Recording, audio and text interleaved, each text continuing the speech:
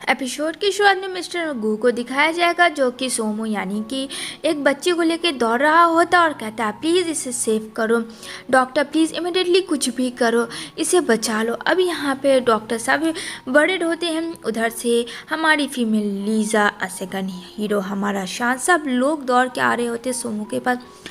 आखिर उस बच्चे का रिश्ता क्या था इन सब से, ये तो फ्रेंड हम आगे जानेंगे बिना स्किप किए हुए वीडियो को। अगर आपको मेरी वीडियो अच्छी लगती हो तो please do like share subscribe करना बिल्कुल ना भूलना। जैसे ही लीज़ा आती है तो देखती है मिस्टर गू को, वो देख के एकदम शॉक रह जाती है और कहती है क्या हुआ सोमू को। तो मिस्टर गू कहता है तुम सोमू को कैसे जानती हो। तभी यहाँ पे मिस्टर गू की मॉम और उसकी फियांसे टैंग आती है और उसकी मॉम कहती है क्या तुम पागल हो चुके हो मिस्टर गू, तुम्हारी आज शादी थी, अपनी वेडिंग में कोई छोड़ के ऐसे आता है। कहता है माँ आपने देखा नहीं ये बच्ची का तबीयत कितना ख़राब था। जब लीज़ा पलटती है तो देखती है मिस्टर गू की मॉम, जहाँ उसे याद आता है वो कहती है मेरे बेटे को छोड़ के हमेशा के लिए चले जाओ।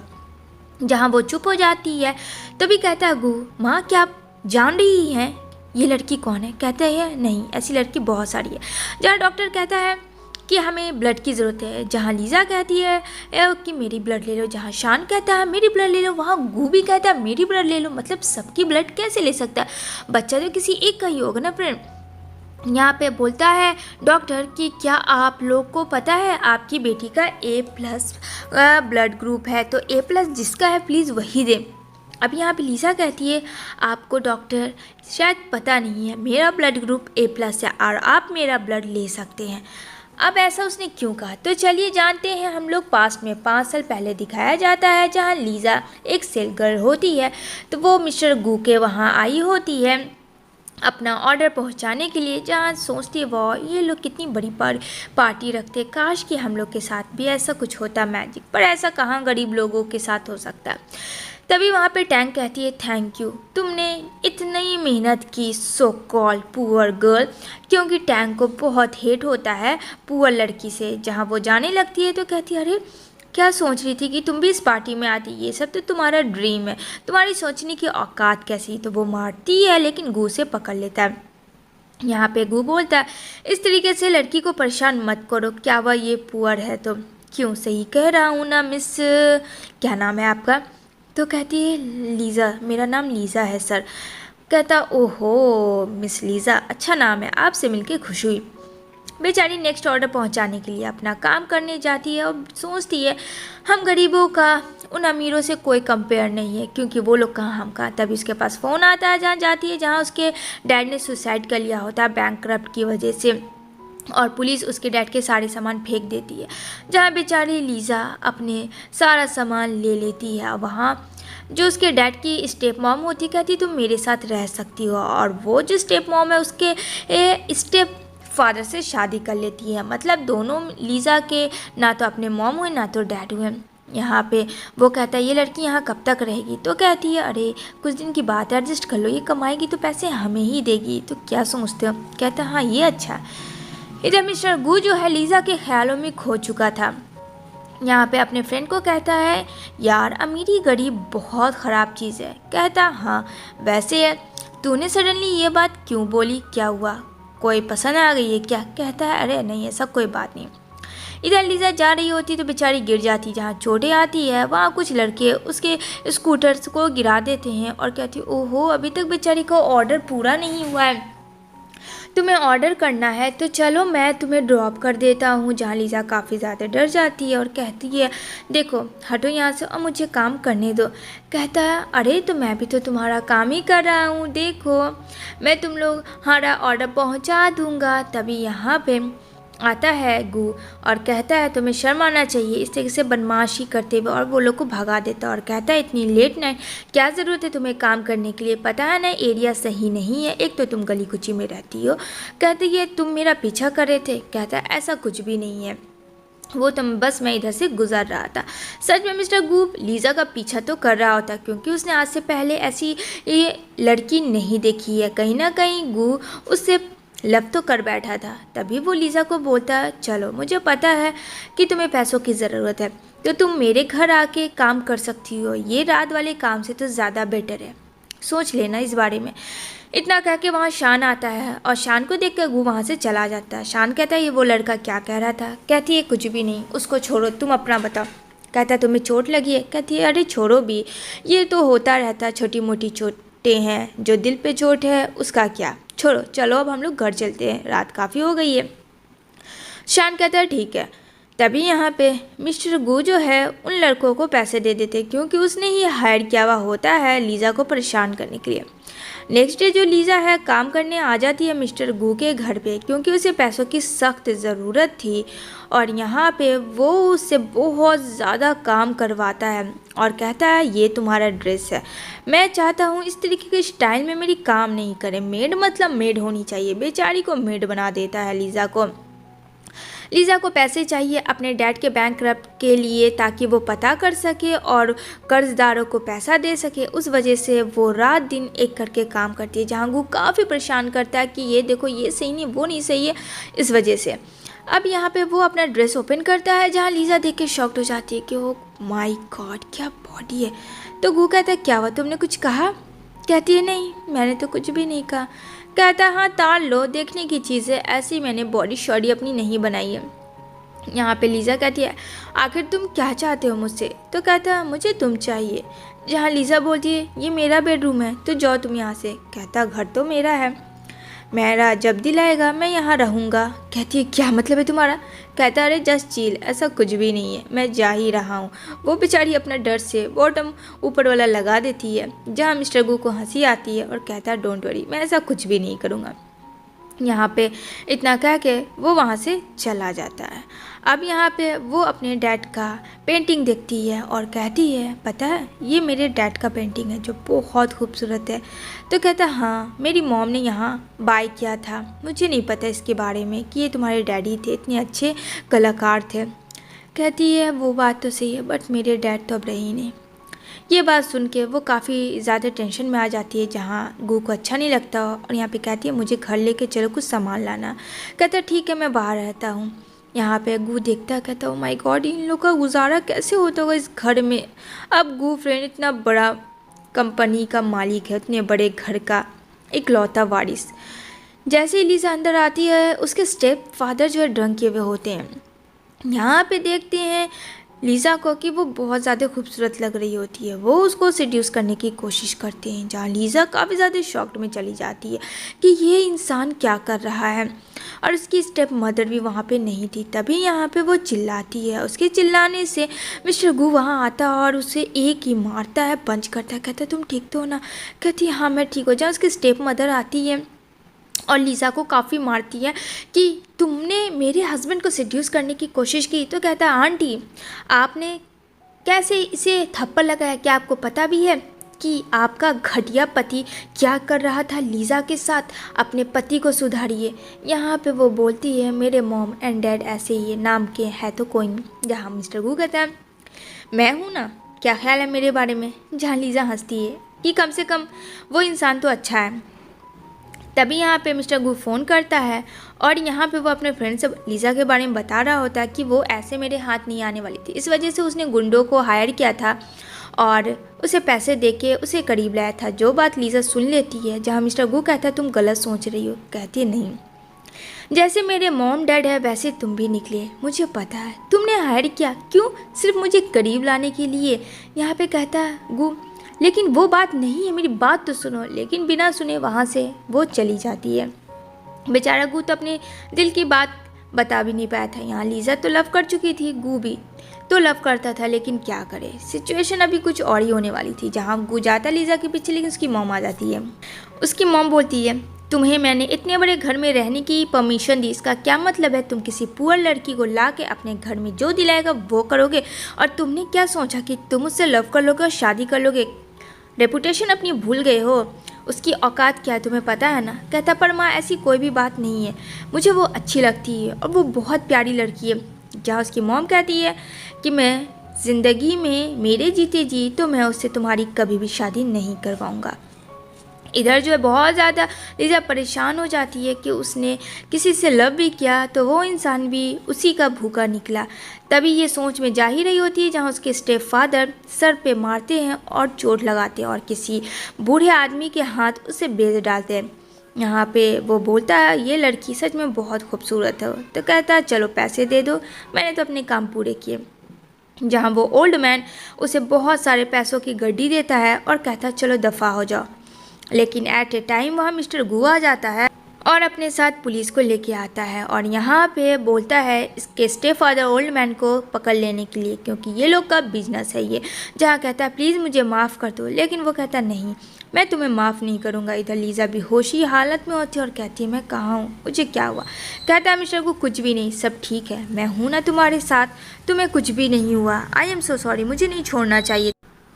तभी वहाँ पे लीज़ा जो है मिस्टर गू को किस करने लगती है और ये दोनों एक दूसरे के क्लोज हो जाते हैं और टाइम स्पेंड कर लेते हैं वन नाइट स्टैंड वाला।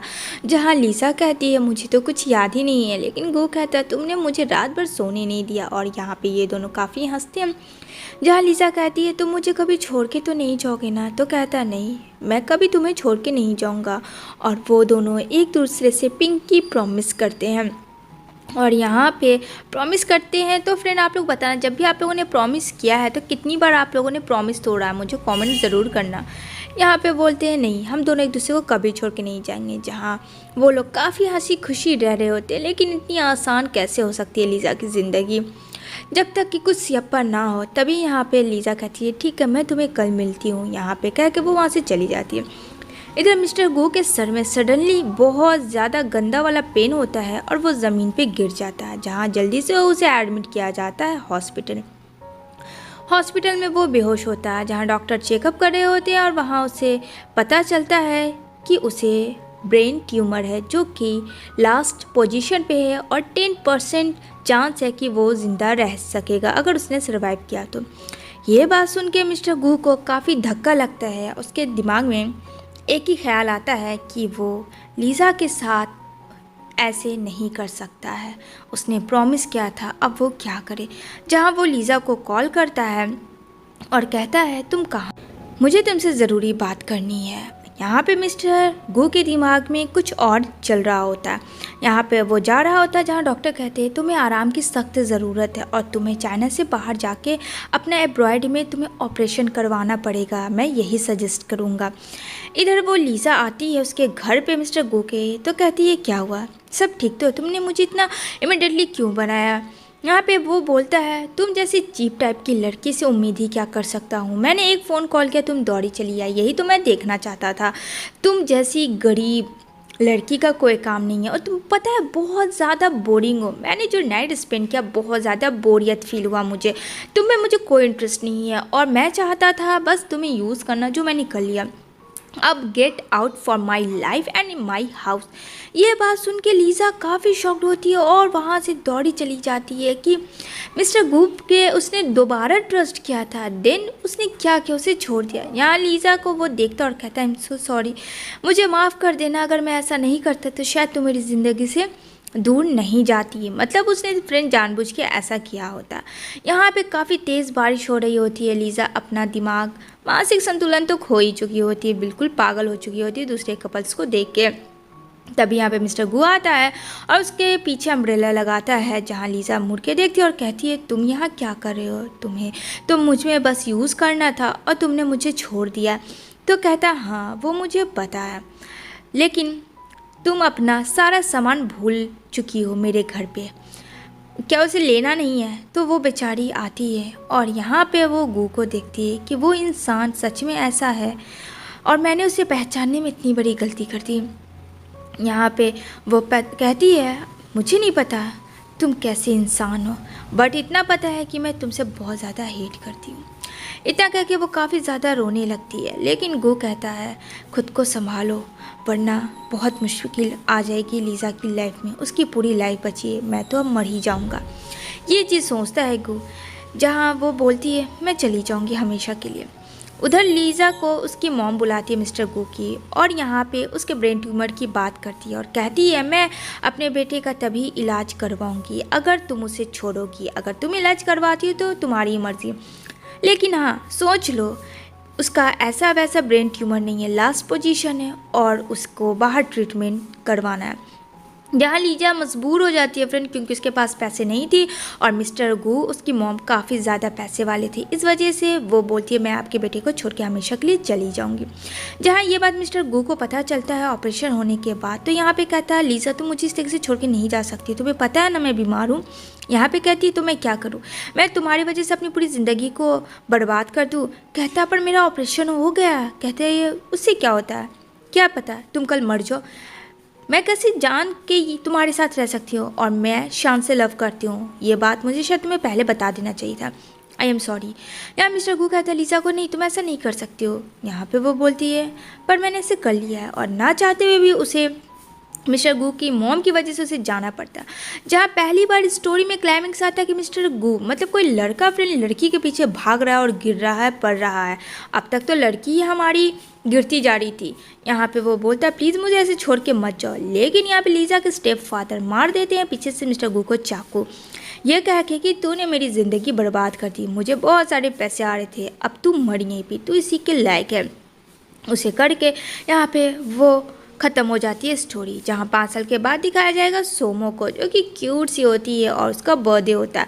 यहाँ पे उसे कुछ स्पेशल गिफ्ट चाहिए, जो अंकल से बातें कर रही होती है। तो उसके अंकल कहते हैं यानी कि शान, ठीक है बाबा मैं तुम्हें अच्छा से गिफ्ट दूंगा, आई प्रॉमिस। तो कहती है हाँ मुझे पता है, पर मुझे नहीं लगता आप जैसे बोर्ड अंकल ना मुझे अच्छा गिफ्ट दोगे।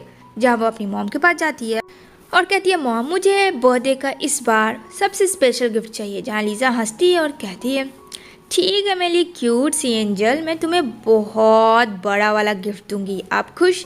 तो कहती है हाँ ये हुई ना मम्मी वाली बातें, प्रॉमिस भूलना।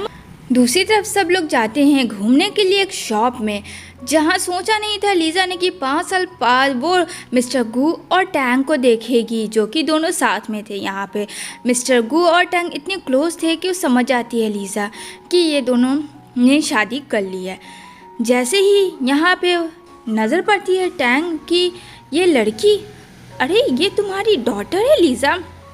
यहाँ पे मिस्टर गू को काफ़ी ज़्यादा शौक लगता है कि इसने अपनी लाइफ में इतनी आगे बढ़ गई कि इसका एक बेबी भी है। यहाँ पे कहती है हाँ ये मेरी बेटी है। इतना करके वो उसको घर लेके आ जाती है। जहाँ मिस्टर गू को सर में काफ़ी ज़्यादा पेन होता है, यहाँ पे बोलती है टैंक चलो मुझे घर जाना चाहिए तुम्हें लेके, क्योंकि अभी तक उसकी बीमारी ठीक नहीं हुई थी फ्रेंड। यहाँ पे वो बोलती है मामा ये अंकल कौन है। कहती है कोई नहीं। यहाँ पे वो बोलती है टैंक को आराम करो, तुम्हें इन सब चीज़ों को सोचने की ज़रूरत नहीं है, ज़्यादा सोचोगे तो तुम्हारी बीमारी काफ़ी ज़्यादा बढ़ जाएगी। अब यहाँ पे लीज़ा दिमाग में ख्याल पक रहा होता मिस्टर गू के, क्योंकि फ्रेंड 5 साल के बाद लव तो लव होता है, वो इनसे इतना लव करती थी कि सब कुछ उसके पास्ट प्रेजेंट में आके हम खड़ा हो जाता है। दूसरी तरफ मिस्टर गू भी लीज़ा को देख के वो भी एकदम बेकरार और तड़प रहा होता है, जहाँ वो सो नहीं पा रहा होता और काफ़ी ज़्यादा डर जाता है। इधर जब वो बाहर पीछा कर रहा होता है लीज़ा उसकी डॉटर का, तो यहाँ लीज़ा जो है फ्रेंड मार देती है पीछे से मिस्टर गू को, जैसे वो बेहोश हो जाता है। यहाँ पे सोमो कहती है अंकल अब होश में आ जाओ, अब तो सब ठीक है। जहाँ वो उठता और कहता है थैंक यू किड, तुमने मेरी जान बचाई। यहाँ पे वो कहती है एक्चुअली मेरी मामा ने ही आपको मारा था। हाँ लेकिन मेरी मामा का गलत इंटेंशन नहीं था, उन्हें ये जानना था कि आप पीछा क्यों कर रहे हो। यहाँ पे कहता है तुम्हारी मामा कौन है बेटा। यहाँ पे कहती है मेरी मामा आओ मैं दिखाती हूँ। जब वो देखता है तो वो कोई और नहीं लीज़ा होती है। लीज़ा कहती है तो हम मेरा और मेरी बेटी का पीछा क्यों कर रहे थे। यहाँ पे मिस्टर गू कहता वो तो बस मैं ऐसे ही, तुमने मुझे मारा, तुम्हारी इतनी हिम्मत। जहाँ कहती है आई एम सॉरी, मुझे लगा कि तुम कोई और, मुझे क्या पता था कि जिसको मैं पीछे से मारूंगी वो कोई और नहीं तुम ही निकलोगे।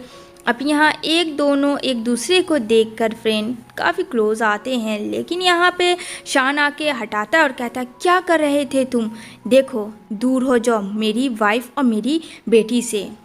अब यहाँ पे वो चला जाता है जहाँ मिस्टर गू ड्रिंक करके काफ़ी ज़्यादा टेंशन में आता है। टैंग कहती है तुम्हें ड्रिंक करना मना है ना, प्लीज़ खुद को संभालो मिस्टर गू। यहाँ पे वो उसे सुला देती है और ब्लैंकेट उसके ऊपर उड़ा देती है। नेक्स्ट डे शान को पता चलता है कि उसको निकाल दिया गया है नौकरी से, जहाँ लीज़ा, शान और सोमो जाती है और कहती है लीज़ा कि आप लोगों ने ऐसा क्यों किया, इसकी तो कोई गलती भी नहीं है, आप लोगों ने जानबूझ के ऐसा किया क्योंकि आप नहीं चाहते थे ना कि शान अच्छा काम करे और वो उसकी पोस्ट जो है हायर हो। जहाँ तीनों लोग मिलके काफ़ी ज़्यादा शान को मारते हैं, वहाँ पे आ जाता है मिस्टर गू जो कि उसकी खुद की कंपनी होती है और कहता है कि स्टाफ सबसे ऐसी बात करते हैं, अगर ये स्टाफ अपने काम में ऑनेस्ट हो और उसको मुकाम मिलेगा तो आप लोगों की क्या ज़रूरत है। यहाँ कहता है आई एम सॉरी, मुझे माफ़ कर दे। लेकिन यहाँ पे सोमो मिस्टर गू को हेलो करती है और कहती है थैंक यू हैंडसम अंकल, आपने मेरे क्यूट से पापा को बचा लिया, क्योंकि शान को वो पापा बोलती थी प्यार से, अंकल पापा। यहाँ पे वो उसे हक करता है और बेचारा शान भी देखता है कि मिस्टर गू उतना भी बुरा नहीं। ये पार्ट यहीं पे एंड होती है।